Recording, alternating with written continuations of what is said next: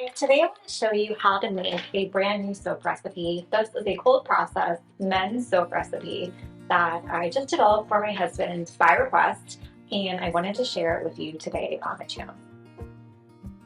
So of course, any soap recipe you make can be for men. My very favorite recipe is quite a bit different than this, and it's very moisturizing and bubbly and soft. And he had let me know recently that really it was not his favorite and wanted to see if I could develop something that was a little bit more to his taste. Now, this soap that he asked for, he wanted a few things in this bar. He wanted it to be super cleansing. So if he comes in from working outside or working out, the number one priority to him is that it gets his skin really clean and feeling really clean. And even if it was a little bit more drying than my shower bar, he said that was totally fine. The second priority was that he wanted the bar to be harder and last longer. My really popular soap recipe that has a ton of lather comes at the cost, I guess you could say, of a softer bar. And that's because it has castor oil in it, which gives you great lather, but makes your bar soft. So I knew when I was developing this, I had to use a lot of hard oils so that we had a hard bar, no castor oil, and throw in some really hard things like beeswax, butter, something like that.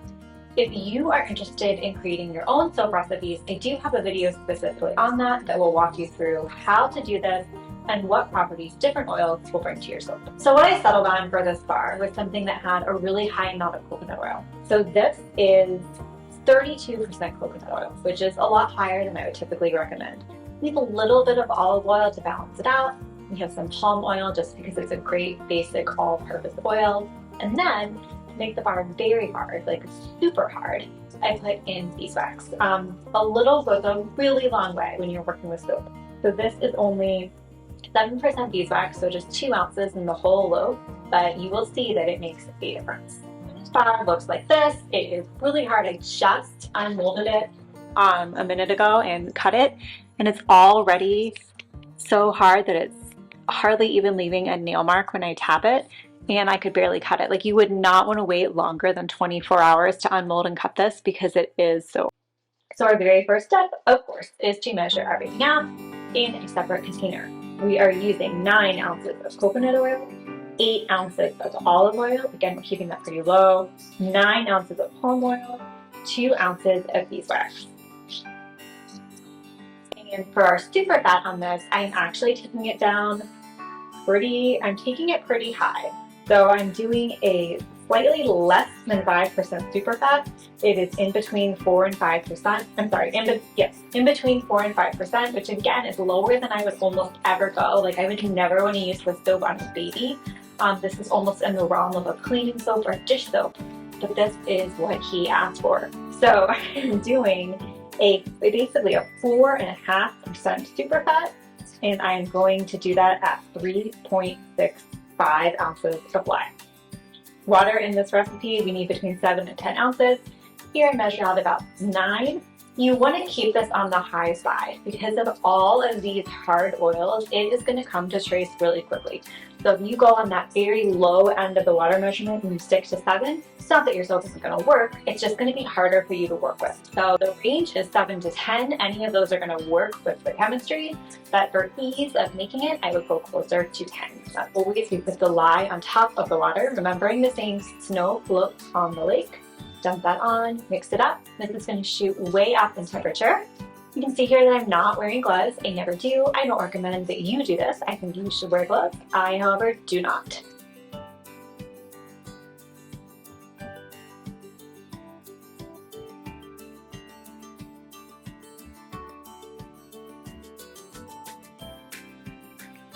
So I'm going to set this aside in a very safe place. Let it cool, and then I'm going to heat up my oil.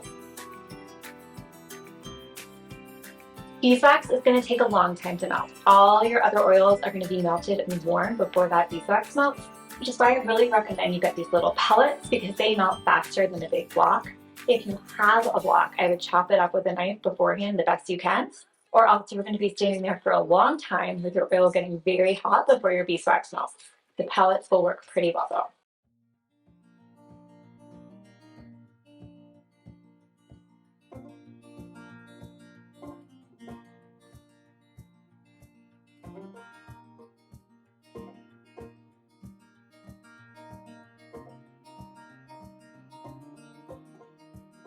two hot components. We have the lye water and the oils. We are going to set these aside to cool.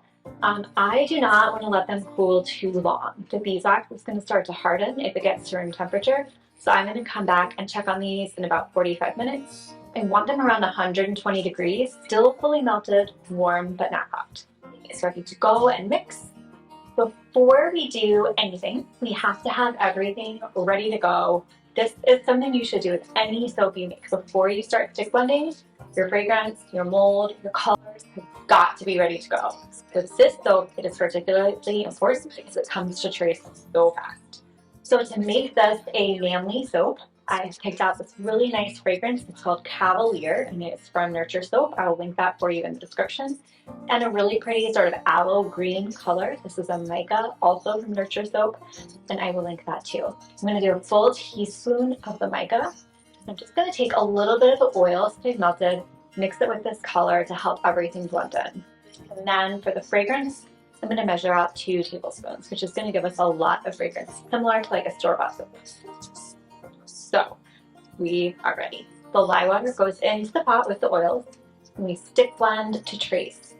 This takes about a minute of stick blending before we start seeing a thin trace. As soon as I see that thin trace, I'm going to stop stick blending, add my color, and stir that in.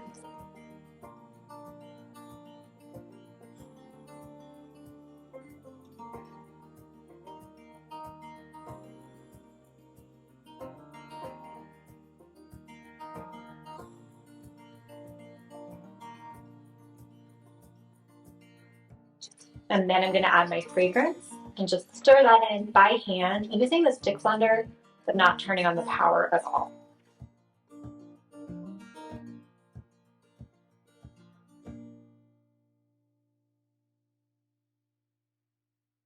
This is a really well-behaved fragrance. It's not going to cause our soap to seize up or anything like that. It's great for soap, but I do have to work quickly because just the nature of this recipe is making things happen very fast. So we're going to pour this into the mold, and you can see by the time I get it in, I'm almost out of time. It's really starting to solidify, and I needed every second that I have there.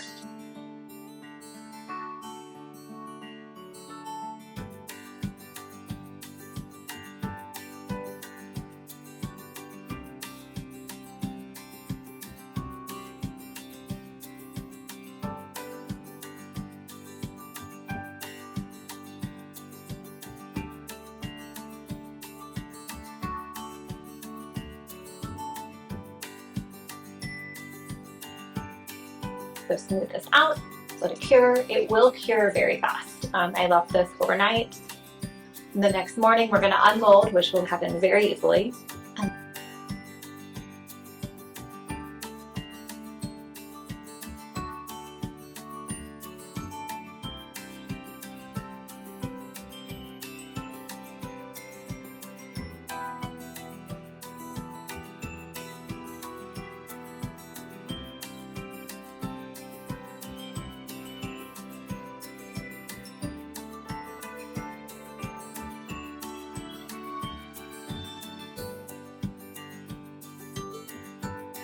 And the cutting part is difficult. I'm wrestling with this a little bit, but we get it cut into 10 nice thick bars, and these will last a very long time in the shower.